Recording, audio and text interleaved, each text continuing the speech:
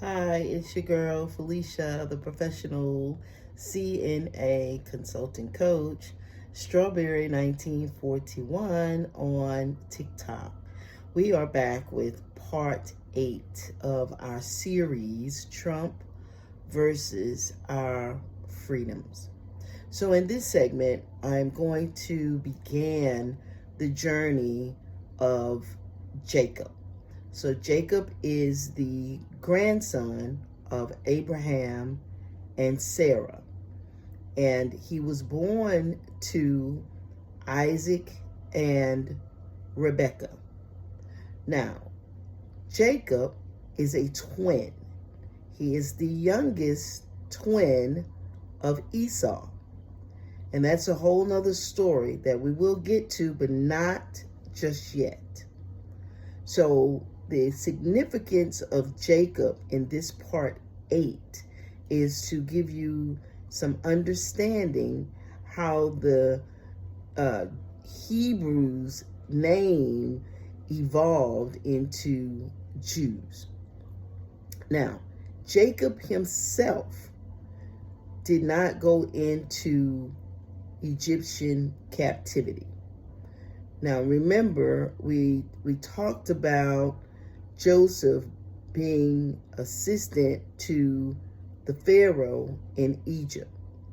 And he's able to bring his whole family over to the land of Egypt, traveling from Canaan because there's famine in the land. And they discover that Joseph is still alive and he's this person of leadership. So they sojourned there to Egypt to survive the famine. They did not go there as slaves. All of the grandchildren became the descendants. They became slaves in Egypt as the Pharaoh died off and a new Pharaoh, a new king arose who did not know about the great works of Joseph and all of the favor to Joseph, and he feared this people and he put them into captivity, into slavery. So the descendants of Abraham, the descendants of Jacob, they were the ones who were placed into slavery. Now, Jacob, in his lifetime, in his, evolving, he wrestled with God. The Bible tells it in some instances an angel of God, but he was wrestling with God. And he was told that his name would no longer be Jacob, that his name would be Israel. And that means, one who has wrestled with God and man. And he says, because you wrestled with God and man and you prevailed, you will be called Israel. He was injured in this wrestling. This is important, that he got injured in this wrestling with God or / angel. Now, when his name was changed to Israel, and the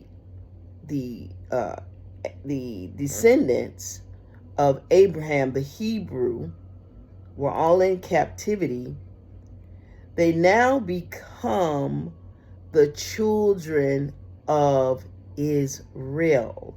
Not a place, but a person. And this is how they start evolving into the Israelites, not the Hebrews.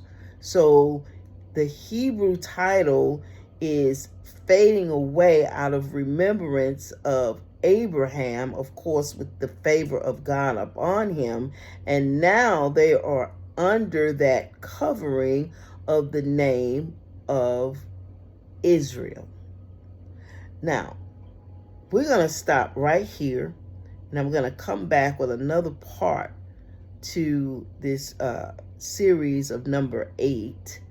because I want to give you a little time to go and absorb some of this information that I've given you so we can stay on track, so we can stay focused, and including myself, because I'm learning and opening up this revelation along with you. So I thank you for being here with me. You can also see these videos on YouTube.